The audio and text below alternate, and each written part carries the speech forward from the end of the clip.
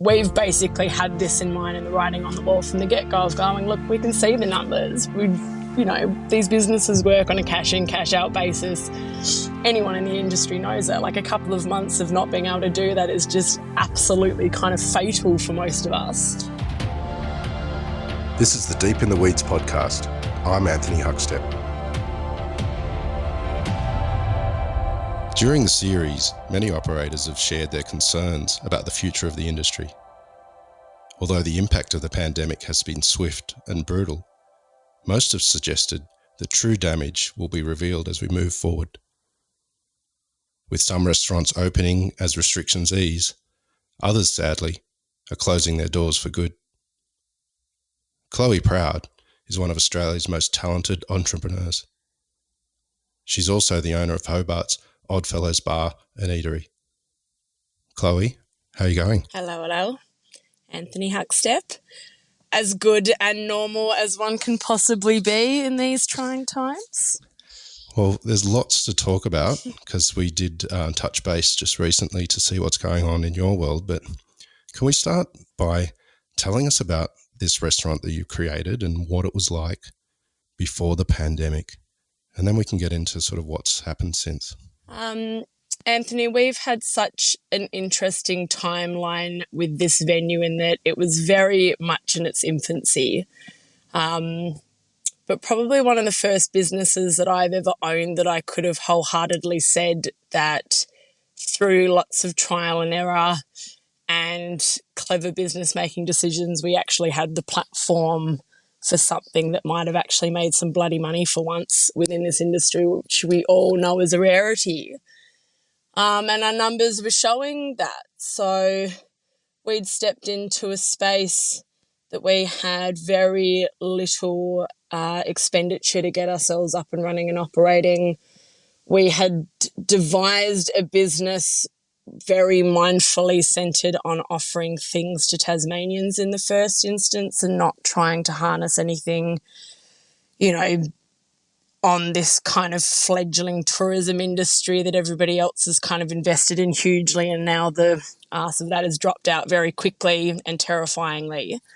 But we're both numbers people. We've learnt lessons and we were operating a business very much on that basis of making what we thought was a clever investment.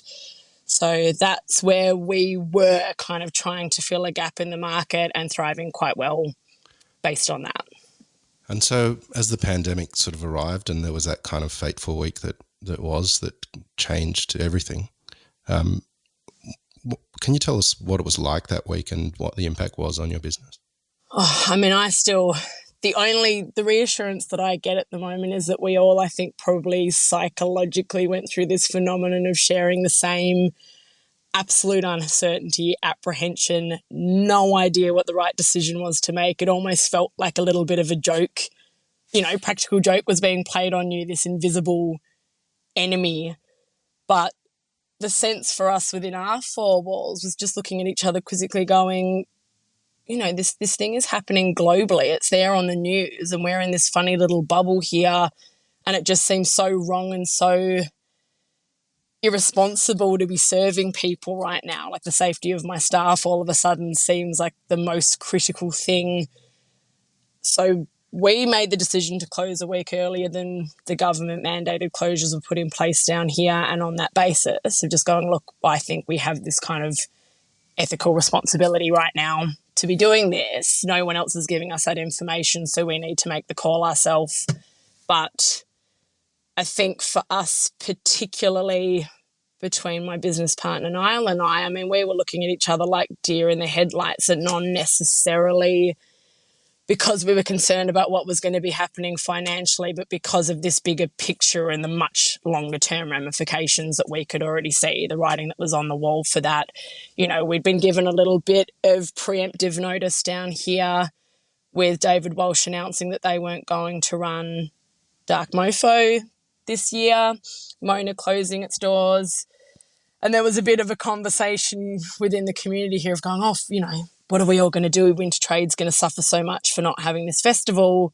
An influx we're all relying on, and we're sitting looking at each other going, we've got much bigger fucking problems if David Walsh has decided to pull the pin. Like, this is a huge issue, the economic ramifications of it. So that's where we were sitting, was just going, look, even the imminent closures now are not necessarily what we need to worry about. It is what's going to be happening in a year, what's going to be happening in 3 years now, because you can kind of see the writing on the wall with it. So in a nutshell, the week was horrible, but we're kind of now on that point of going, well, I think that is potentially going to have been the toughest thing mentally any of us dealt with, just having fear and doubts and uncertainties and these kind of imminent threats that you can't see. So at the very least, we've probably all gotten through one of the biggest challenges that we're going to face in all of this in that moment.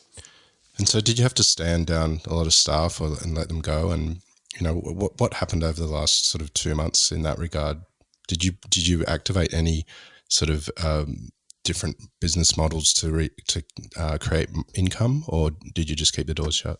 We were particularly lucky, Anthony, in terms of, I mean, aforementioned, the business was running well. We kind of didn't have these huge kind of business loans, debts, overarching things, and we had a very small staffing pool and a very close one. So we just sat down and just, you know, as a team, and had that kind of conversation of, this is the safest thing to do. What financial position are all of you in? We've got a bit of money saved. We're certainly behind all of you guys to get you through this next period. But at the end of the day, we all just kind of need to probably shut down a little bit for a couple of weeks and see what happens. No one really knows how we're going to pivot to move in all of it. So we spent a month of just being quiet, having a little bit of a rest, just kind of getting the scope. And mine and Niall's response was immediately to get onto the phone to everyone in the industry that we knew to see where they were at. And this has been one of the most terrifying things in all of it, is that collectively as a group, these kind of great business owners, very intelligent people, well-informed people, politically minded people, and all of them sitting around going, I've got no idea, we've got no information, we've got like no proper resources, we're getting informed exactly the same way that the rest of the general public are on things that are dictating the terms of our businesses right now, and being expected to pivot at a moment's notice. So, I mean, for us, it didn't seem like smart business decisions to keep kind of knee-jerk reacting to changes until we knew the scope a little bit better and understood how we should be pivoting. But we then kind of made the decision to step back in one capacity, just more on the basis of keeping people's morale up than anything else, because there's this kind of overarching issue of people's mental health in all of this too. So that's kind of been our priority from the get-go. But yeah, I mean, there's certainly still this huge lack of an ability to do any planning or decision making, and there hasn't been from the get-go. How have you felt about the support that the government has been giving the industry in Tasmania? And, you know, I know initially the restaurant wasn't created with tourists in mind, but obviously the borders were shut and there was an impact like that. What's this period been like in regards to the decisions being made that are out of your control? It's frustrating on the level of how apparent how quickly we have zero representation in the small business sector, independent restaurant owners, etc. I think part of that is, you know, on one level, we don't represent ourselves. So we can't kind of stand back beating our fists on our chest and going, hang on a minute, why aren't we being consulted? But there's a part of me that thinks, well, why the fuck should we? We're all small business owners. We're within our four walls working our butts off to get over the line, do the thing that we love, maintain the lifestyles that we have, create the culture that we all care about. And there's been no stepping forward down in this state that you can see. This week's been the perfect example of it. The Premier decided to lift restrictions from 10 people in venues to 40 with 3 days' notice. Like, if that isn't a more direct indication of the lack of understanding and the lack of respect that's there around the parameters that we all work within, I don't know what else is. But the inability for us to kind of have any properly directed and effective financial support as a consequence of this lack of a dialogue from one end to the other has just been right from the get-go. You know, like, I mean, I've listened to the rest of the podcast and it's fairly kind of big consensus that, yes, we all need JobKeeper and things like this to survive, but they're just kind of stemming a wound that there's no kind of overarching fix to this. It doesn't give any of us an opportunity to kind of enterprise, incentivize. But yes, I mean, for me down here as well, there is a consensus of the need for us to kind of have a unilateral voice so we can step into these conversations with government. But the minute that any of us have tried to step towards doing that, you kind of realise how impermeable the red tape is and it's designed to be. And with zero resources, I mean, who is it that's in the situation that we've all been thrown in that's got the energy, the will, the finances, the gall to kind of keep knocking on that door to get heard? So where it comes from, I don't know. I mean, we've got a particularly unique opportunity, I think, in Tasmania to kind of band together as a community now and start being quite noisy about it and go, look, like we're going to refuse for you to keep making statements inadvertently that this is an acceptable loss for you, because it's not fucking acceptable. Like, we're the key holders to a culture that's being kind of prostituted to the rest of the world on a tourism level, but we're not having anyone pick us up off our knees at the moment, and we're big employers. So in the longer term, if we're not empowered at the moment to come up with good solutions, good initiatives, good ways of redirecting skills, then, that's a pretty grim, bleak future. So I would like to see, again, I mean, this isn't me necessarily picking fights or picking flaws. I mean, so many of them have arisen in the last couple of months for everyone across the board. I mean, flaws in the way that the industry works itself, the razor-thin margins that we all run off, etc. But now's this moment that, I mean, my personal cause is going to be that, kind of screaming a little bit at them to get some representation on our end so we do get to be included in this conversation, ultimately the decision-making that's going to be made about all of our futures. And you have tabled some meetings with the premiers and ministers, I believe, for the sort of next week or so. Are you sort of ready and prepared with what you want to talk to them about, or is that something as a group you're still pulling together? We're workshopping a few things at the moment.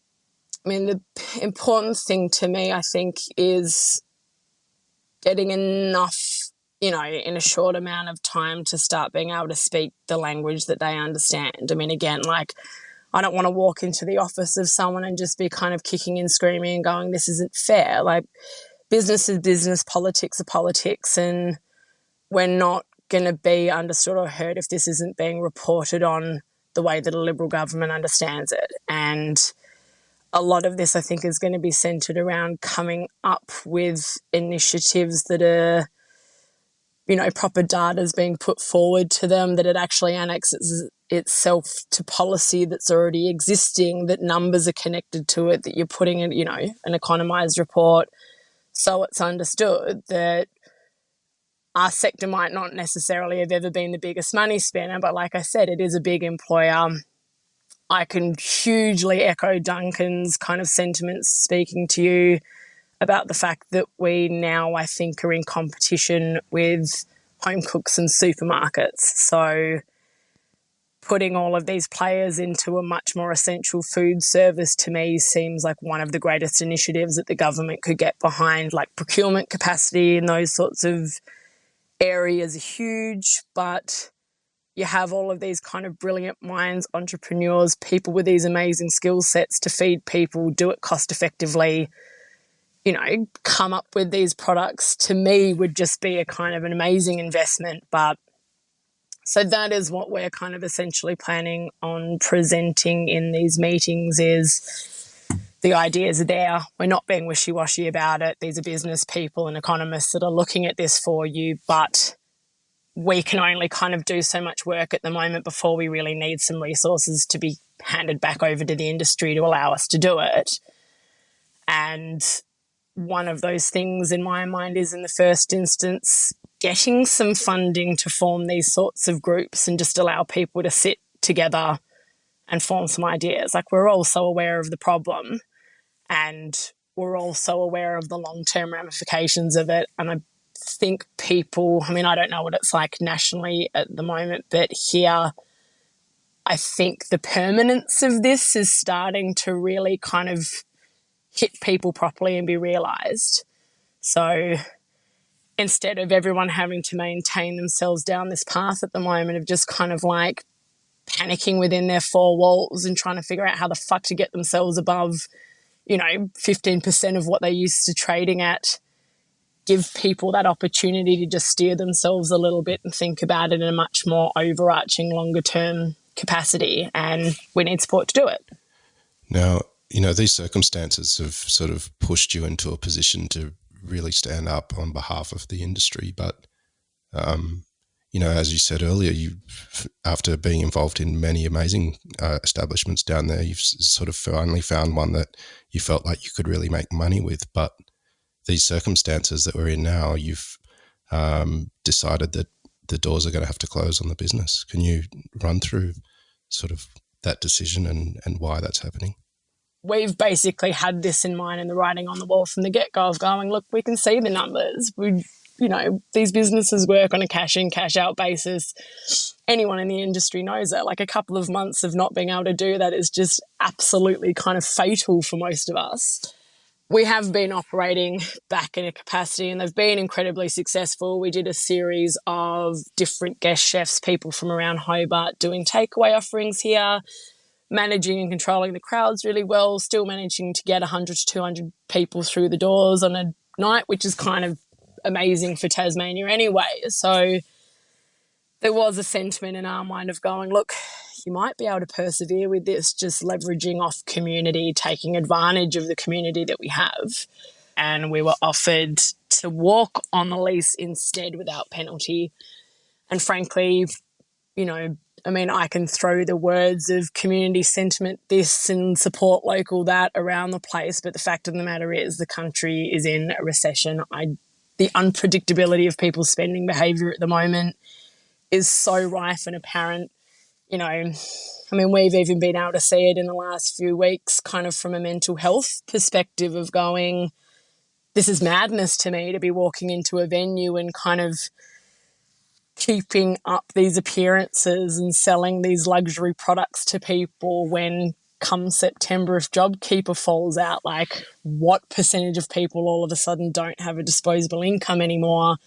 The inequity in wealth is going to suddenly become so apparent and rife, and do we actually even have the fortitude or the capacity to maintain this kind of singing, dancing monkey thing in our venue when most of our friends have lost their fucking jobs and can barely pay rent? Like, it's, this odd cultural thing that we're being thrown into. So, the decision that we made was on many levels on the basis of the writing's on the wall with the numbers and you can see it.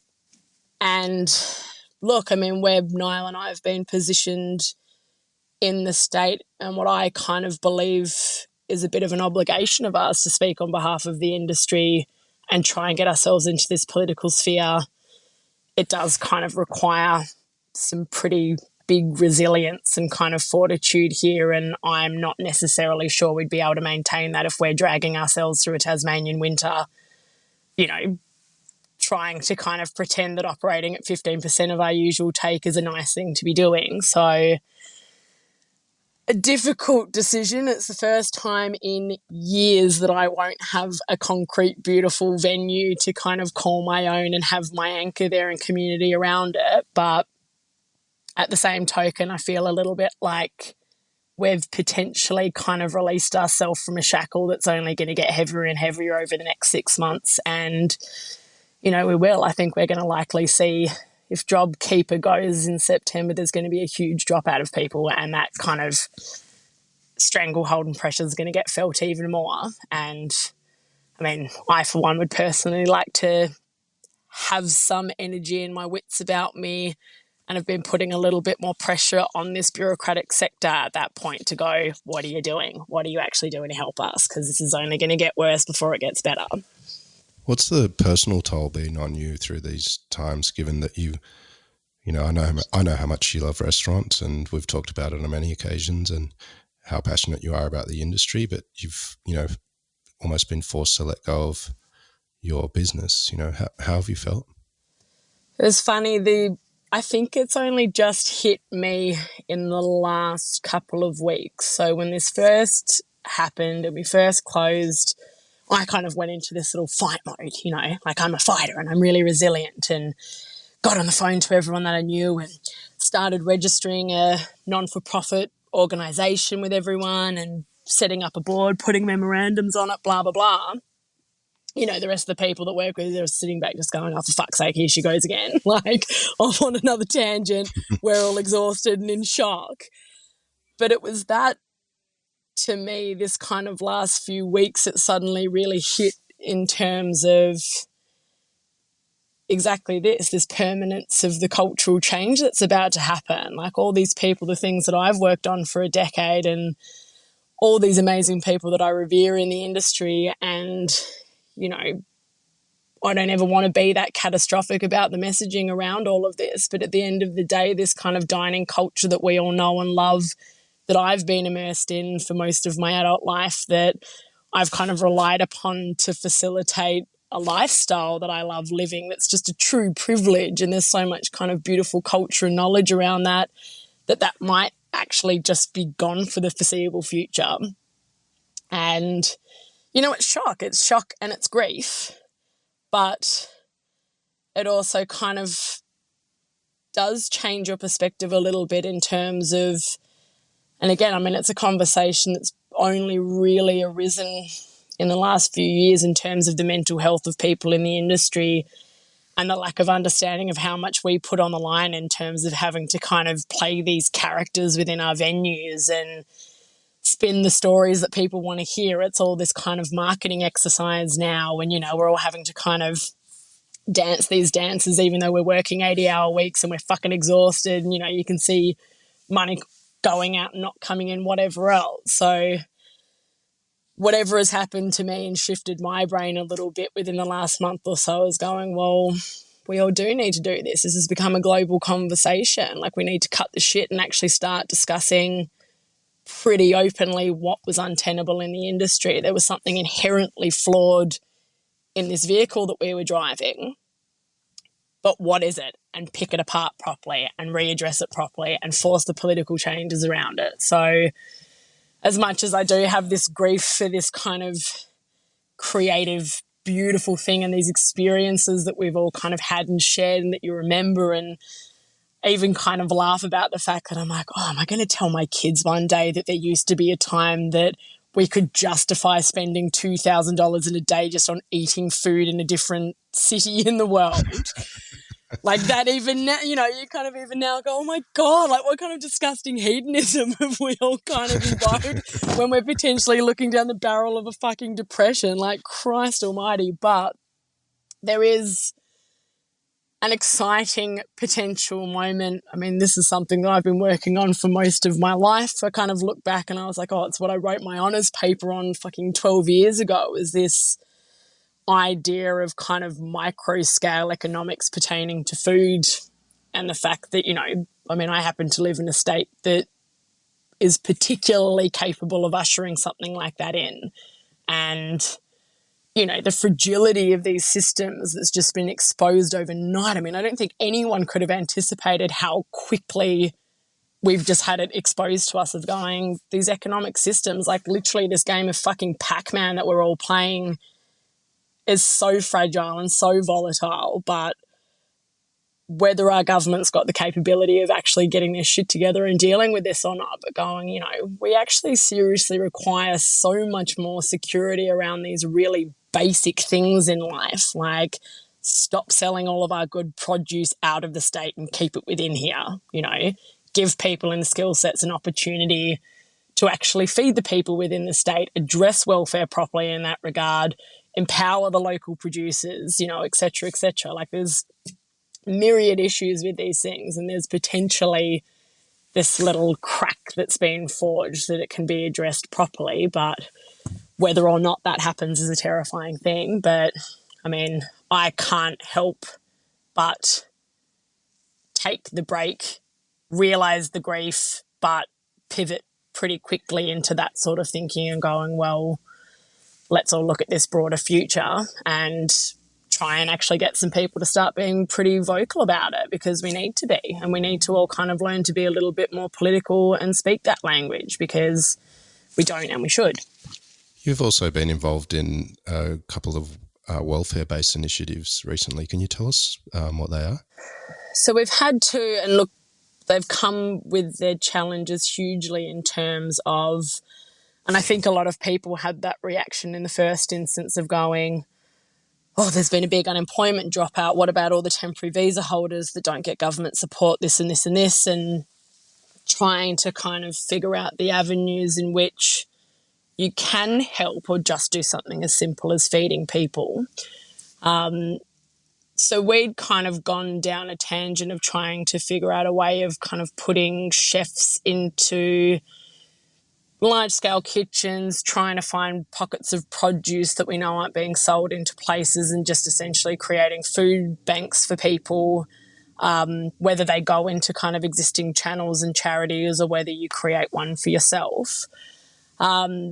The bones of that are already there. I mean, the issue now that we've got, and it's one of the things that I'm going to be discussing with the Premier, is finding proper data on this and actually kind of minimising the red tape a little bit, so it isn't just kind of subject to the already existing organisations to be doing this. You know, kind of allow the industry itself as well to target the people that have had fallout within the industry in order to do it. The second component of this has been, so we've essentially been running evenings and events and raising money and trying to kind of get a pool together for this, with the overarching and longer term intention of setting up an online supermarket of sorts, but giving micro grants into unemployed chefs or venues that need new outlets for product to go into. Just give them the kind of mentorship and a little bit of money to get set up to do that, with the kind of knowledge that the proceeds of it will be going back into that sort of pool, as far as making food and simple things and spaces available to people that are kind of going pretty seriously without. But, you know, again, it's kind of a matter of saying, like, yes, we're involved and we're kind of, you know, putting this groundwork in for things, and you just kind of come up against red tape constantly, and there's a huge kind of lack of an ability to kind of just walk through a channel like that and simply do something with charity in mind without there being lots of players and contention and people competing for grants and this and this and this. So it's certainly been an interesting and educating process, but I think where we're kind of standing at the moment is that we're going down the channel now of, and we've had some really amazing, incredibly generous donations recently that's kind of fired us up a little bit in terms of that, going, well, let's use this opportunity to enterprise with that in mind, that we can just kind of be entrepreneurial and go, well, fuck it, we're going to just open spaces up, we're going to try and feed people, we're going to still give that a little bit of a crack because we know that they need it. Now, this has been a pretty difficult time, I know, but you've also just started a lot of initiatives and become really proactive on behalf of people in the industry, and it's changing lots of people like yourself. You know, what have been the positives to come out of this period for you, even though that you're closing your business? I think it's the candor with which people are starting to talk to each other, which I really appreciate, in terms of, you know, people that I've really respected and revered for a long time in the industry, and like they've been made really vulnerable and their egos have been shed hugely. So the different tack in the conversations there, and just that kind of on its absolute basic level, the fact that we're just all checking in with each other and making sure that we're okay, that's kind of a hugely reinforcing thing.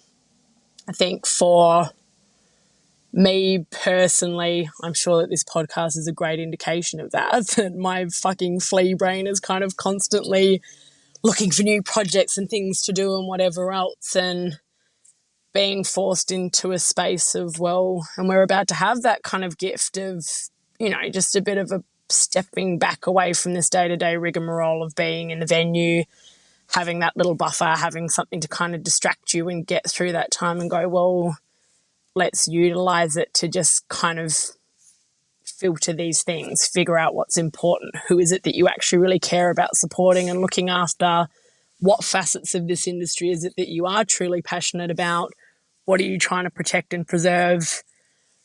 You know, just to give everyone, I guess, that little bit of clarity. And that's been a pretty, you know, universal conversation from what I've seen, is people are kind of really thankful that they've been given this time of just disconnect from their busyness to consider that a little bit more. So, I mean, irrespective of the stresses of all of this, I kind of personally feel like I'm looking at the world with a much kind of clearer view than I was 6 months ago, just kind of battling every day with fatigue and adrenaline.